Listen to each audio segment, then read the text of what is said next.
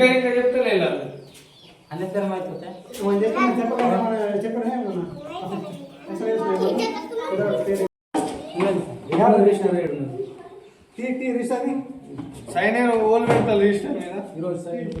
బేల మండలంలోని కడికి గ్రామంలోని పాఠశాలకు ఏబీవీపీ ఆధ్వర్యంలో సందర్శించడం జరిగింది. ఏదైతే నిన్న న్యూస్లో వచ్చినట్టు వార్తను చూసి ఈరోజు రావడం జరిగింది.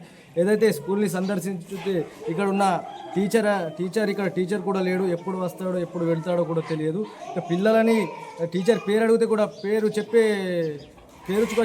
చెప్పడం లేదు. అంటే ఈ సారు ఇక్కడ వస్తున్నాడా మరి మళ్ళీ ఇక్కడ ఒక వాలంటీర్ టీచర్ని ఏర్పాటు చేసుకున్నారు వీళ్ళు. వాలంటీర్ టీచర్ని 8 నుంచి 10,000 ఇచ్చి ఆ టీచర్ వాలంటీర్ అనే వ్యక్తితో పాఠాలు చెప్పిస్తున్నారు. ఈ టీచర్ పేరైతే వాళ్ళకి ఒక్క స్టూడెంట్ కూడా చెప్పడం లేదు. ఎంత సమాచారం అని మేము అధికారులను కోరుతున్నాం.